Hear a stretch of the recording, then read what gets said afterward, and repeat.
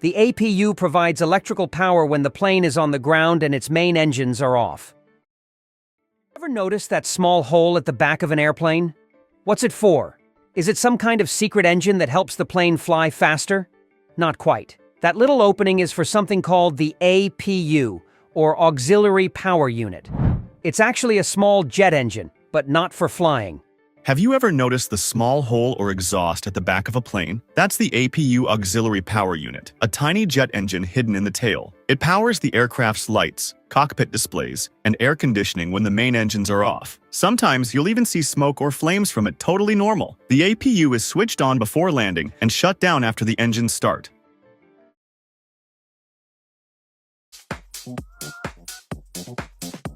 This is the world's first electric walking bike. It's like a treadmill on wheels. The Lo-Pi Fit bike is an innovative and totally new way of moving and exercising. The bike is propelled by a 350-watt motor, which turns the treadmill while you walk. A 48-volt, 20-ampere-hour lithium-ion battery gets you 30 to 50 plus miles per charge, making the bike a viable form of local commute.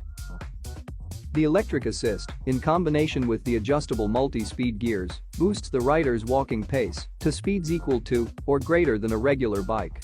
The rider chooses the gear speed they want, which allows them to reach speeds of 3 to 20 miles per hour. Lo-Pi Fit bikes are manufactured, assembled, and imported from the bicycle capital of the world, the Netherlands. Today we're talking about our favorite kind of plant, plants that move. We've talked about carnivorous plants before. They move to catch prey, but today's species moves for an even more relatable reason. It doesn't like to be touched. At the mere hint of a caress, they fold their leaves inward, as if they were bracing for impact. They're called Mimosa pudica, but nope, they're not named after an ingredient in your favorite Sunday brunch beverage. The cocktail is named after an Australian yellow flower, also called mimosa.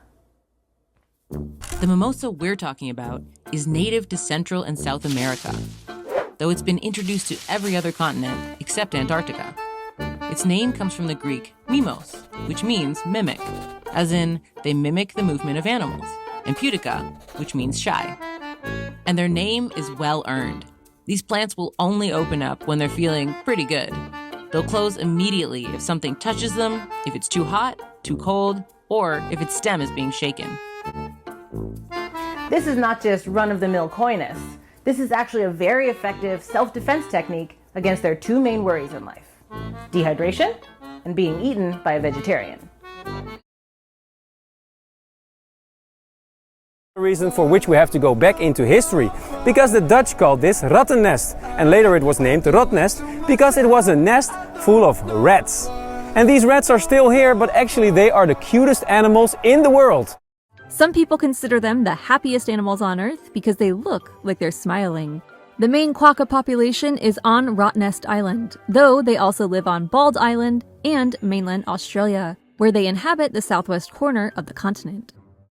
Quokka, often called the world's happiest animal due to its permanent smile, is a small marsupial that is found on Rottnest Island. These little guys are nocturnal and mostly herbivores, living off the plants and grasses. They are also one of the few species of marsupials that can climb trees. Although they may look like large rodents, these creatures are actually more closely related to kangaroos and wallabies. They spend most of their time in trees or on the ground, where they are equally comfortable. The quokka is listed as a vulnerable species due to habitat loss and predation by feral animals, but its population is stable for now. Their lifespan in the wild is about 10 years, but they can live up to 20 years in captivity. With its round body and cute face, the quokka is definitely one of the cutest animals in the world. But you should definitely think twice about sneaking up to a quokka, because if it's a mama quokka and she has a joey with her, she will drop that baby and run away forever. And I'm not kidding. Quokkas will actively eject their babies from the pouch and essentially just make it an orphan or just leave it to die. But they do have a pretty valid reason for doing this. Let me explain. This behavior is called quokka dropping. Yeah, I know, pretty original name, huh?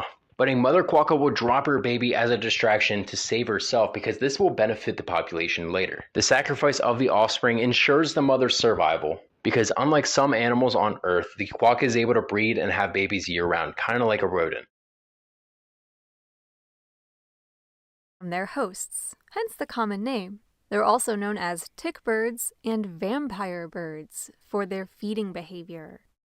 This injured hippopotamus is covered with oxpecker birds, feeding on its blood and flesh.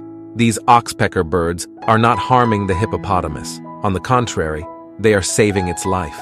Without the oxpeckers to eat the decaying flesh, the hippopotamus could easily die from wound infections.